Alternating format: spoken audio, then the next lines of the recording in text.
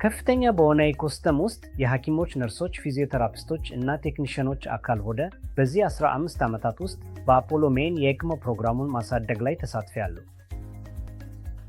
ይህን በመቀጠል የሚያደርገውን ሕክምና በ300 በላይ የሆኑ የታከሙ ሰዎች ላይ በታላቅ ስኬት ተጠቅመናል።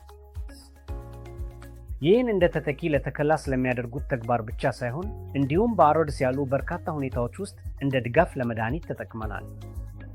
በኮቪድ ወቅት ውስጥም ይህን በተጣጣሚ ሁኔታ ተጠቅመናል። በኮቪድ በሚከሰተው ወቅት የታከሙት ታካሚዎች ውስጥ 70% በላይ የሆነ ስኬት አግኝተናል።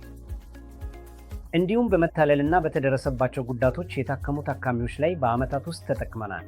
በልብና በመተንፈሻ ማቋረጥ የተጋለጡ ታካሚዎች ላይ የክፕር ወይም በኤክሞ የተደገፈ የክፕር በሚባለው ሂደት ውስጥ የእኛ ውጤት ወደ 33% የሚደርስ ስኬት ነበር። በዓለም አቀፍ ደረጃ ግን የሚጠበቀው ወደ 28% ነው።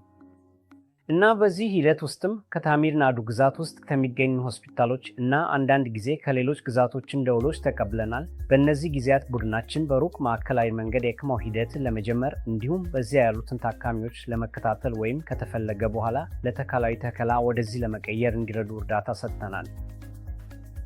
ይህ በሙያዊ ሥራ ሂደት ውስጥ ከበለጠ የሚያስደስተኝ ክፍሎች አንዱ ነበር፣ ምክንያቱም በሌላ አካል የመኖር ዕድላቸው በቀላሉ ወደ ዜሮ የሚወርድ ታካሚዎች ወደ ቤታቸው በመመለስ ወደ መደበኛ ሕይወት ሲመለሱ ማየት ነው። እኔም ይህ በአፖሎ ሜን ሆስፒታል ከተገኘው ታላቅ ስኬቶች አንዱ መሆኑን አምናለሁ።